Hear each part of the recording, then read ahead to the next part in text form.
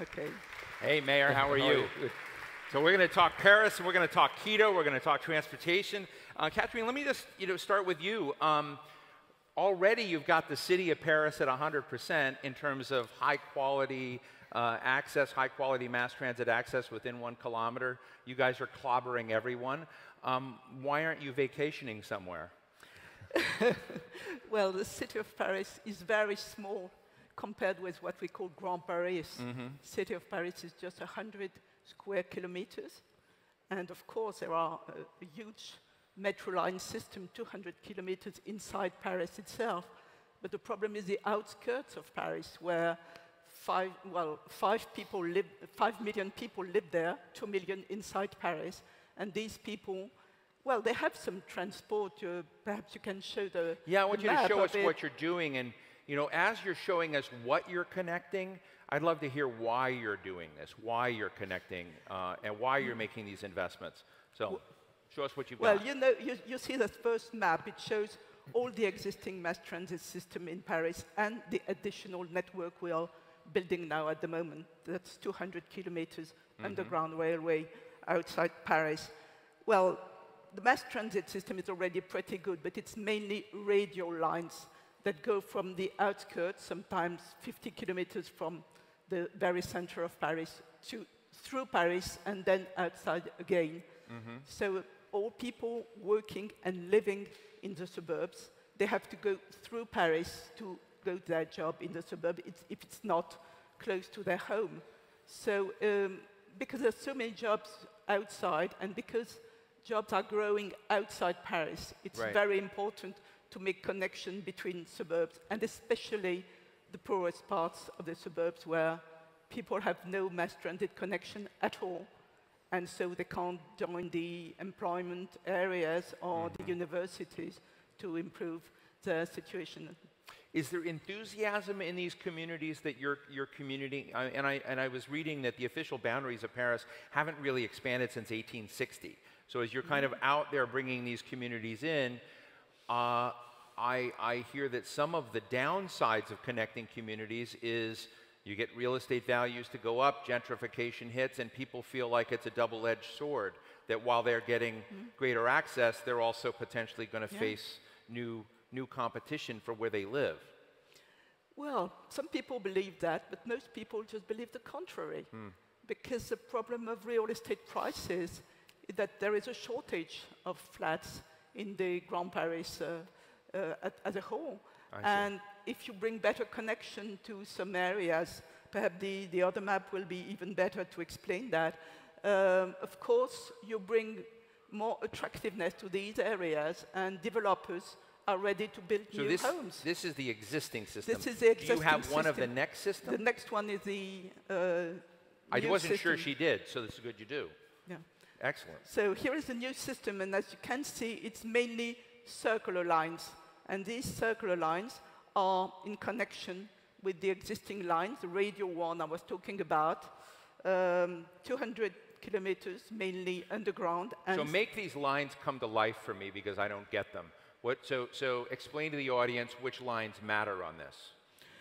Well, all matter. Okay. All matter, because there are circular. Sorry, I tried to make it simpler. And because these 68 new stations, 43 of them are connected to the existing radial lines. So people in these situations, like for instance, Noisy-Champs or Créteil, well, you've never been there, and I've not been there so often as well. But anyway, at the moment, if they want to get a job, they have to take the metro line, which is the radial one, and goes to Paris. What is this going to cost? Oh, it will cost a lot, probably. The expected budget is 22 billion euros. 22 billion euros. Yes. Let's jump to Quito for a moment. Do we have a slide of Quito? Yes. Let's show Quito for a second in Ecuador. How many of you have been to Quito, Ecuador? Hey, cool. Wow, great. I want to go. I'm letting you all know now. But it's between two giant mountain ranges. Do we have a slide of Quito that can go up? Hello, folks. There's no slide of Quito. There was. They're working on it. It will come up, those of you who know. So describe Quito for real quickly and what your transportation challenge is. So here we go. Yes. Well, Quito is the capital city of Ecuador. We are in the middle of the Andes mountain range. We are a quite high city. We are located 2,800 meters above the sea level. Wow. And our city, since it's in the middle of the mountains, it's really long and narrow. So we have a public transportation challenge because of that. Currently, we have 5 bus rapid transit corridors, which mobilize more than 1 million people every day. 1 million? Yeah. What's your total population? 2.6 million. 2.6 million. Besides that, we have the private sector bus scheme, right? And we are currently building the first metro line, the first subway line in the city and in the country. It's a 22-kilometer line with 15 stations, which is expected to mobilize 400,000 people every day and will become the main axis of our public transportation system, which is also comprised by the 5 BRT corridors that I just mentioned, plus a cable car line that we are currently building to connect the upper neighborhoods in the middle of the mountains. This cable car line will work as a massive public transportation means, just like what happens, for example, in Medellin, in Colombia, which is working very well.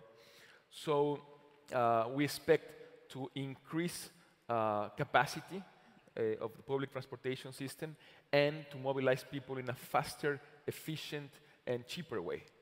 And it's going to cost you, as I understand, about $2 billion. $2 billion. So about 10% or maybe 8% of what you guys are going to be spending in the Paris region. Yeah, it's so also about 10% smaller of what they one of the things I'm interested when we have folks involved in these big transportation infrastructure questions is what are you learning that's perhaps useful to others who begin thinking about that? And not to diverge too much, I was recently in Seattle. In northern Seattle, they just created this replacement bridge. It was a bridge that is the world's longest floating bridge, and it connects an important part of where Microsoft is to Seattle. And when I was there, the governor was there, the mayor, everyone in town, all the Microsoft employees who love getting to work faster. It took 15.5 years to build. And it cost $15 billion, I think, at that time. And I may have that number off. But it was the 3rd largest infrastructure project in the United States. And when I compare that to my trips to China, where it looks like every 2 weeks they're making a floating bridge somewhere, it raises the interesting question of how hard these things are. So as you're going through all of the processes of bringing a complex, new, modern transportation system, what are the biggest stumbling blocks? What gets in the way of progress? Catherine? Well, these projects have been thought of a long time ago, and the decision to build it was a decision taken by the state, by President Sarkozy, in fact, and it was voted by Parliament, so it was decided by the whole representation of the French country. And the financing of it is not financed by taxes of all French people. It's only financed on the wealth of the Paris region, mainly a tax on office premises, on the existing stock, and also a very small tax on old households. So just to say that there is a total involvement of the French community for it, but based on the wealth of Île-de-France, of the Paris region. And the wealth of the Paris region is very important. It's 1/3 of France's wealth, but a lot of it goes outside the Paris region. So I think the government, the Sarkozy government, but also Holland government and now Macron government, they suddenly became conscious that the engine of the French economy, the driver of the French economy, was the Paris region, and it had to be improved through mass transit and also through urbanization that will be generated by all these new stations. It should be driven by that to bring more attractiveness and efficiency to the Paris region economy that is so important for the rest of France. Do you think some of the tragic incidents in Paris of the last few years and the sense that you have communities that are divided, that you have inequalities, that you've got racial divisions. Do you think that this tumult has built greater support for what you're doing? Well, the decision was taken a long time ago. It was taken, as I said, in 2007 Right. and went to Parliament in 2010. But I'm sure it helps to keep the project on the track.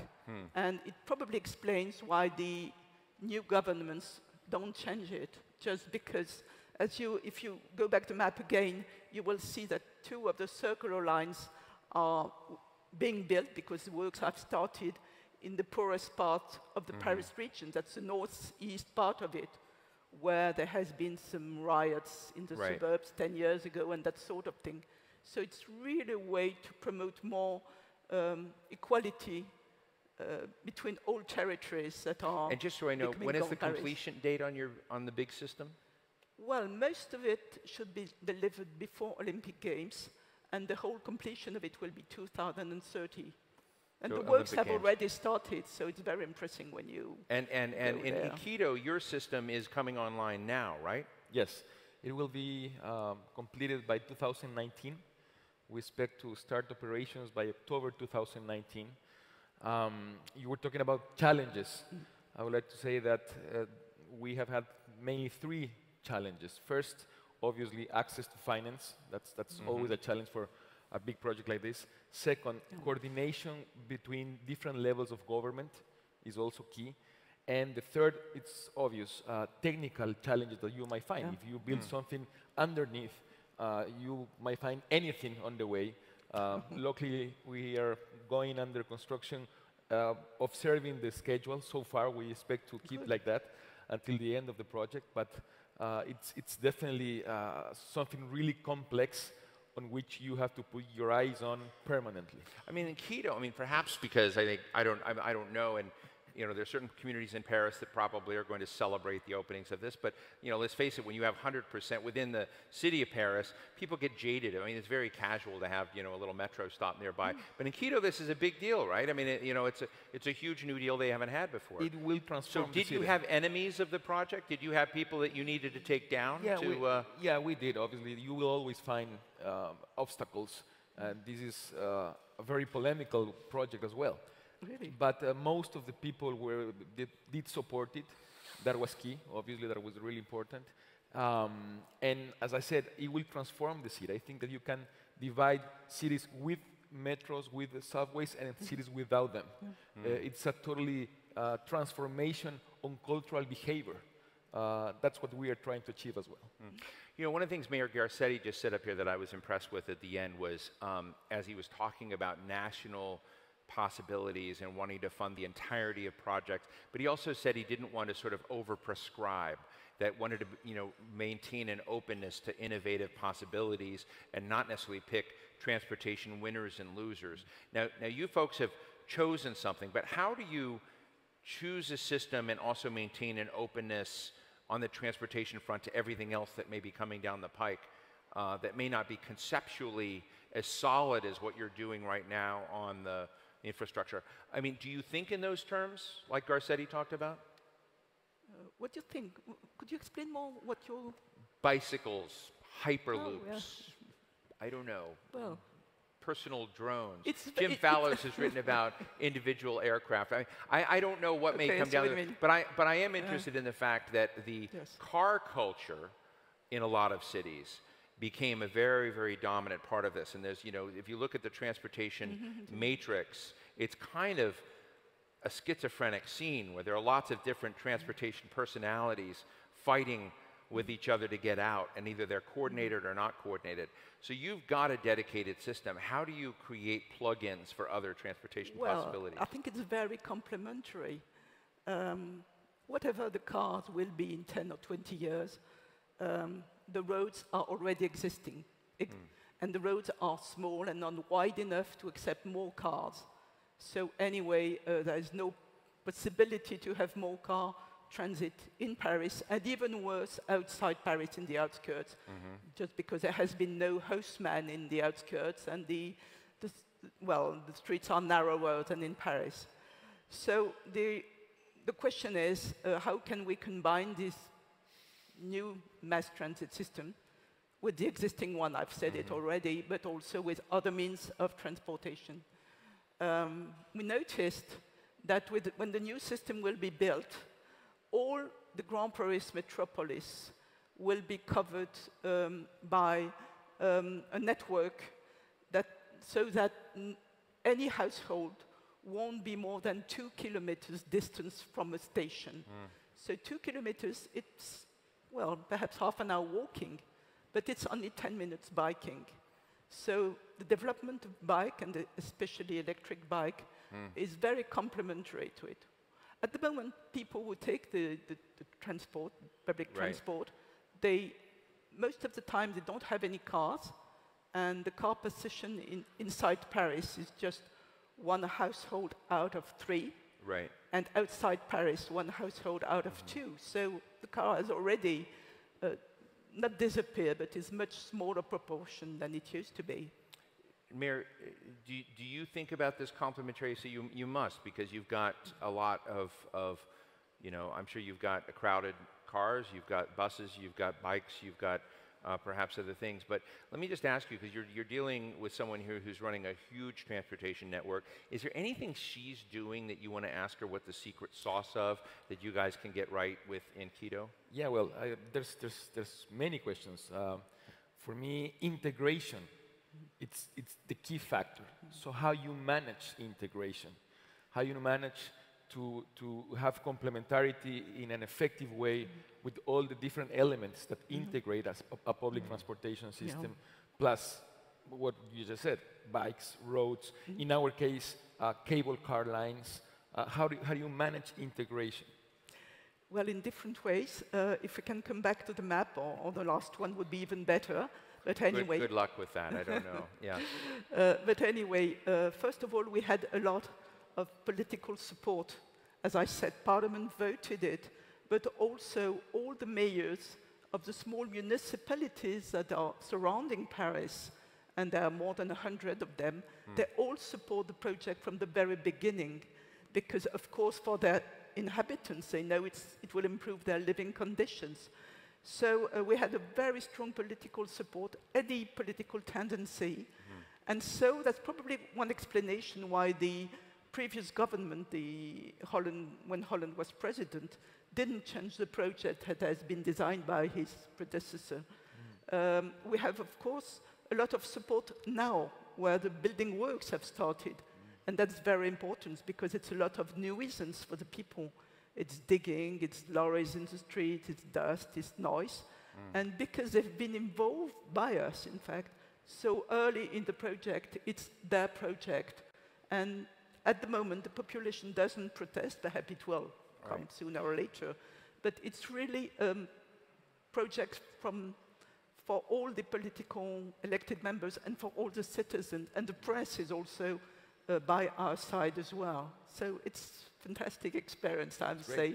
You know, we're near the end, but I just want to ask you both, you know, when we've been talking about transportation, to some degree, part of the reason you're doing this is to create social transformation. We've been talking a lot about climate impacts and trying to instill and inculcate people an understanding of climate impacts and trying to do these things. And just in the last few moments, if you were to have, you know, another big project out there, not this, but to be socially transformative, to begin creating a bridge between many of the divisions in our society, or something that was, you know, what would be the next big thing you would do?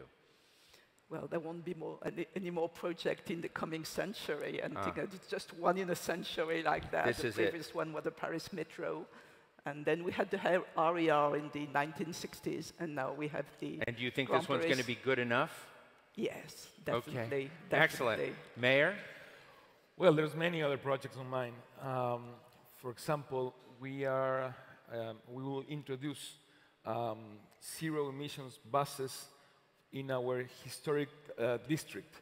Quito was selected as the first city World Heritage by UNESCO in 1978 because of our historical district. So the idea is to get to 2020, to the year 2020, with zero emission public transportation in our historical district, and then to go beyond that throughout the city by starting in the year 2025. So big challenge, big goal, but it's definitely necessary in order to fight effectively against climate change. Catherine Barbé, Director of Strategic Partnerships for the Society of Greater Paris, and Mayor Mauricio Rodas of Quito, Ecuador. Thank you both very, very much. Thank you, Steve. Thank you for you as well.